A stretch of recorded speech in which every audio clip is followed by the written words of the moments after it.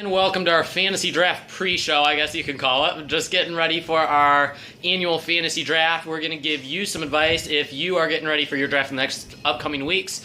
We're going to give you a couple sleepers and a couple busts, a couple players to avoid. Let's start off with Steven Poor. You've seen him probably in the comment section before, comment on a couple videos. What's up? All right, so Steven, who you taking? I mean, what? with your fourth pick. Yes, tell us your strategy. I ain't telling you nothing. All I don't want to give away my championship caliber team. right, well, give us. All right, we'll start off. We'll go around. All three of us will give one breakout player and one bust. Start off with you. Who's a breakout player? Obviously, it has to be Christian McCaffrey. Oh, shut up.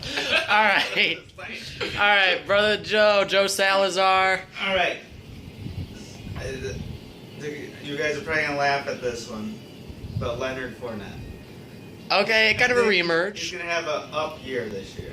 Okay. Might be behind a lot. Because I'd say in the beginning, first 3 or 4 games, they're going to try to run the ball.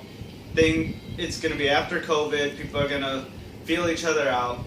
I think Leonard Fournette will have a good first 3 or 4 weeks. And I mentioned a lot of my sleepers before, but one guy that I haven't mentioned a whole lot is A.J. Brown. He's a guy that you can get really good value on NFL.com. Right now, he's kind of been up and down. I've seen him go as high as like the 4th round. I've also seen him go as low as like the 7th round. But there's a wide range on him. But I think you guys can get a really good value on him. One other guy that I'm really seeing fall in. If you're going off of value, is Josh Allen. I know that his schedule is really difficult this year, but in 8-team and 10-team leagues, I did a lot of mock drafts today, and he was falling towards the end of the draft, like 14th, 15th round, which is ridiculous.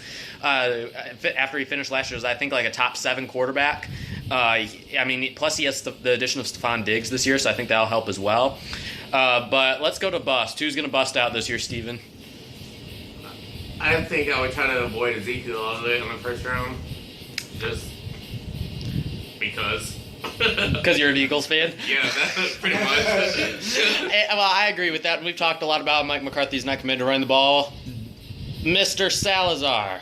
I'd say probably, because he was such a good option in years past, was Todd Gurley.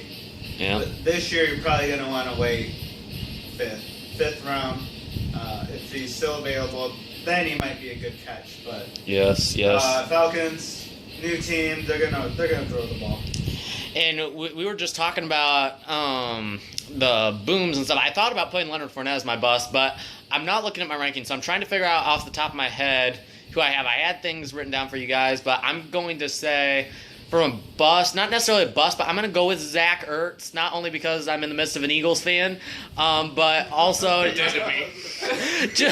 just because the upside is limited because he does have Dallas Goedert there. I feel like there's a limited ceiling there.